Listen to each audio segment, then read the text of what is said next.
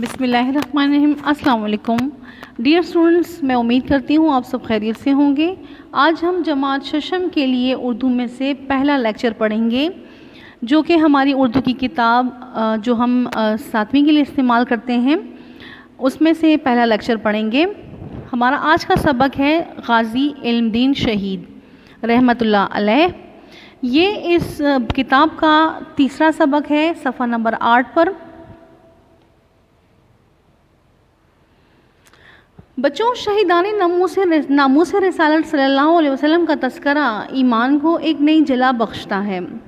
صحابہ کرام علیہم السلام کے بعد ناموس رسالت پر قربان ہونے والی جس شخصیت نے مجھے سب سے زیادہ متاثر کیا وہ غازی علم دین شہید ہیں، جنہوں نے گستاخ رسول صلی اللہ علیہ وسلم راجپال کو قتل کر کے ثابت کر دیا کہ جب تک ایک بھی مسلمان زندہ ہے اس دھرتی پر کسی گستاخ رسول کو زندہ رہنے کی اجازت نہیں دی جا سکتی۔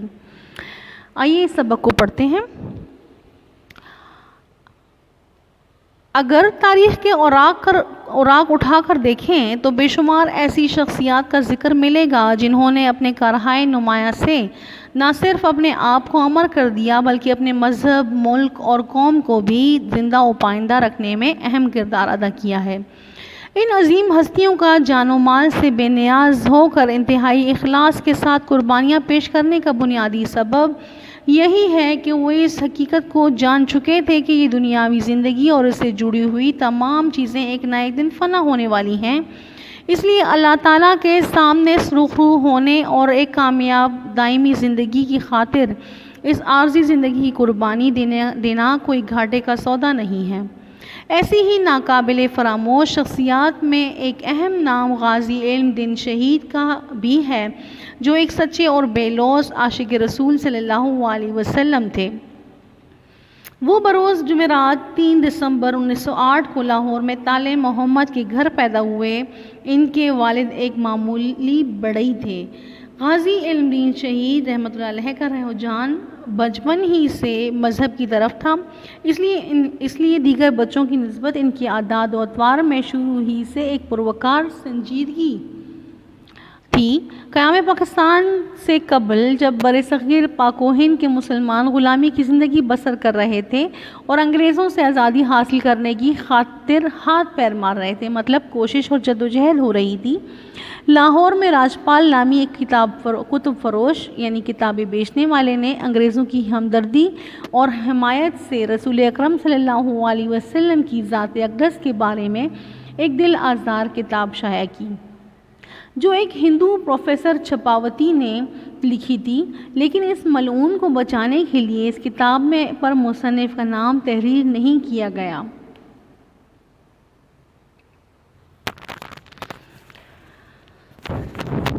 اس کتاب پر مصنف کا نام تحریر نہیں کیا گیا تھا۔ شان رسول صلی اللہ علیہ وسلم میں گستاخی کی اس مذموم حرکت کے خلاف مذمت کی جانے والی حرکت کے خلاف اس وقت کی عدالت سے رجوع کیا گیا، مگر توہین رسالت کا قانون نہ ہونے کی وجہ سے عدالت نے راجپال ملعون کو کوئی سزا نہیں دی اور بری کر دیا۔ مطلب یہاں پہ انگریز حکومت تھی اور انگریز حکومت میں توہین رسالت کا کوئی قانون نہیں تھا، کوئی سزا نہیں تھی، اس وجہ سے عدالت سے جو ہے یہ شخص بری ہو گیا۔ اس فیصلے سے مسلمانوں میں غیظ و غضب کی لہر دوڑ گئی اور وہ راجپال کو خود سزا دینے کے لیے کمر بستہ ہو گئے۔ اب یہ لوگ جو تھے مسلمان، یہ خود راجپال کو سزا دینے کے لیے نکلے، لہٰذا 27 ستمبر 1927 کو لاہور کے ایک غیور سرفروش خدا بخش نے راجپال پر قاتلانہ حملہ کیا، مگر وہ اس حملے میں بچ گیا اور خدا بخش کو 7 سال قید کی سزا ہو گئی۔ مگر یہ سلسلہ کب تھمنے والا تھا؟ رکنے والا نہیں تھا یہ سلسلہ۔ ابھی راجپال پہلے حملے کے خوف سے باہر نہیں نکلا تھا کہ کوہاٹ سے رسالت مآب صلی اللہ علیہ وسلم کا ایک اور پروانہ عبدالعزیز آیا اور اس نے بھی راجپال ملعون کو ختم کرنے کی کوشش کی۔ وہ اپنی اس کامیاب کوشش میں کامیاب تو ہوا، مگر بعد میں پتہ چلا کہ جس شخص کا سر تن سے جدا کیا تھا وہ دراصل راجپال ملعون کا کوئی دوست تھا ان واقعات نے راجپال کو حواس باختہ کر دیا تھا، اس لیے وہ اپنی زندگی کی سلامتی کی خاطر انگریزوں کے سامنے گھٹنے ٹیک کر مدد مانگتا رہتا۔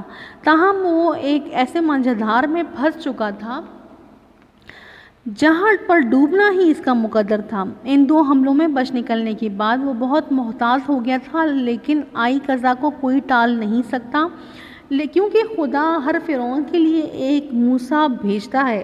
ایک دن جب فرزندان توحید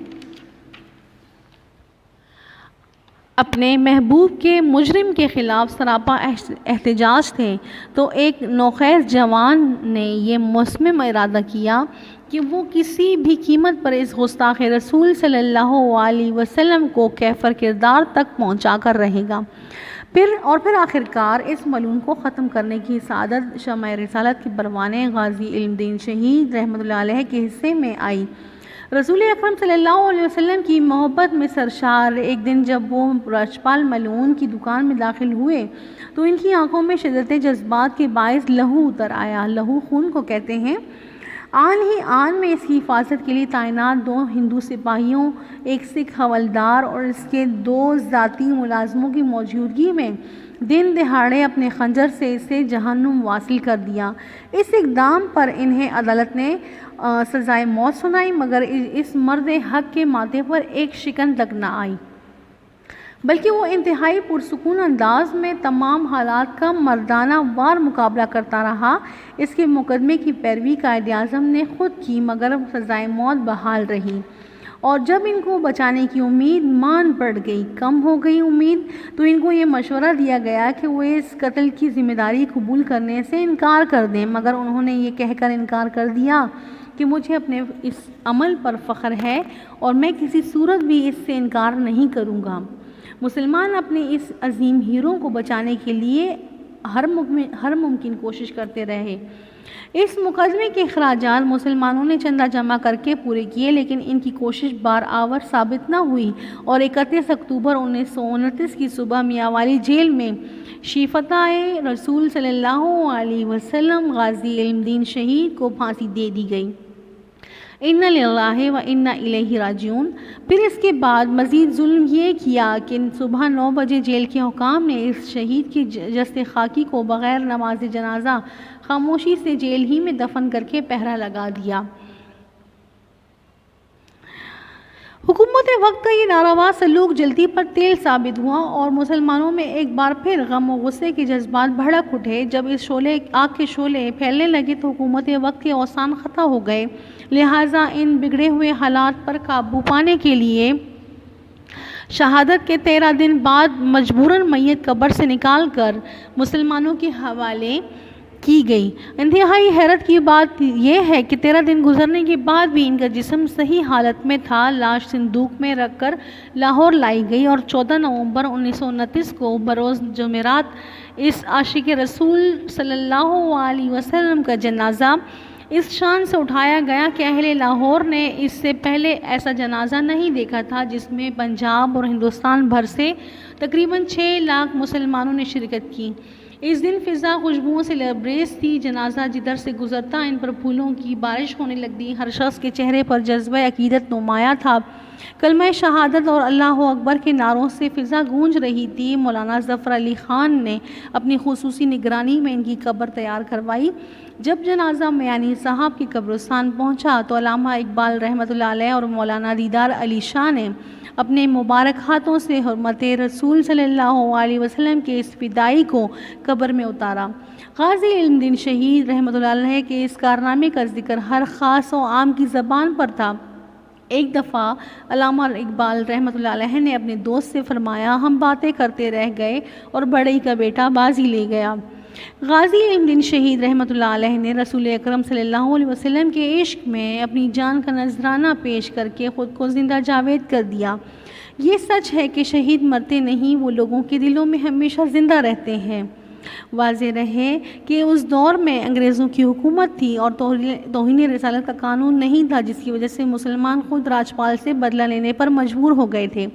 اب اس اسلامی جمہوریہ پاکستان کے آئین میں گستاخ رسول صلی اللہ علیہ وسلم کے لیے واضح سزا موجود ہے، لہٰذا کسی بھی گستاخ رسول صلی اللہ علیہ وسلم کو ذاتی طور پر سزا دینے کے بجائے اس پر مقدمہ درج کرایا جاتا ہے اور قانون اس کو خود سزا دیتا ہے۔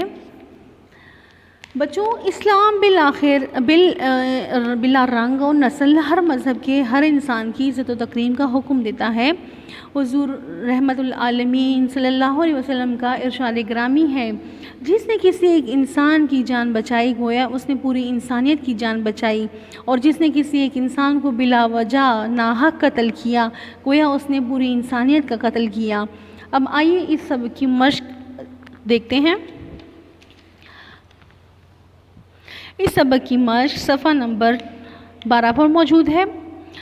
آپ نے یہ سبق پڑھا اور اس کو سمجھنے کے بعد اب اس سبق کے سوالات آپ نے اپنی کاپی میں ہوم ورک کرنے ہیں۔ سوال نمبر 1، غازی علم دین شہید کے بارے میں آپ کیا جانتے ہیں؟ نمبر 2، غازی علم دین شہید نے کیا کارنامہ سر انجام دیا؟ نمبر 3، راجپال ملعون نے کیا حرکت کی تھی؟ نمبر 4، غازی علم دین شہید کا مقدمہ کس نے لڑا؟ نمبر 5، غازی علم دین شہید کے جنازے کا منظر بیان کریں۔ نمبر 6، غازی علم دین شہید کے علاوہ کتنے عاشقان رسول صلی اللہ علیہ وسلم نے ملعون راجپال کو ختم کرنے کی کوشش کی؟ ان سوالات کو آپ نے اپنے سبق سے چن کر لکھنا ہے اپنے ہوم ورک میں۔ اب دوسرا سوال ہے، خالی جگہ موضوع الفاظ کی مدد سے پر کریں۔ پہلا ہے، دائمی زندگی کے لیے عارضی زندگی قربانی ڈیش کا سودا نہیں۔ یہاں پہ آپشنز دیے گئے ہیں، نفع، گھاٹے، عقل مندی، زبردستی۔ ان چاروں آپشنز میں آپ نے صحیح آپشن کو چننا ہے اور اس کے بعد اس کے اوپر ٹک لگانے کے بعد آپ نے اس کو یہاں اس خالی جگہ میں پر کرنا ہے۔ اس طرح آپ نے یہ تمام کرنی ہے۔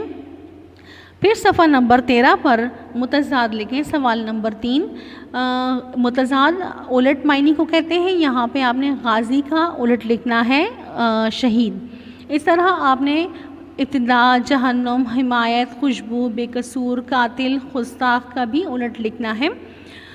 نمبر 4، مندرجہ ذیل الفاظ و تراکیب کو جملوں میں اس طرح استعمال کریں کہ معنی واضح ہو جائیں۔ پیلوس، ہاتھ پیر مارنا، ملعون، منجدھار، جلدی پر تیل ڈالنا۔ اب ان الفاظ تراکیب کو اپنے جملوں میں استعمال کریں گے۔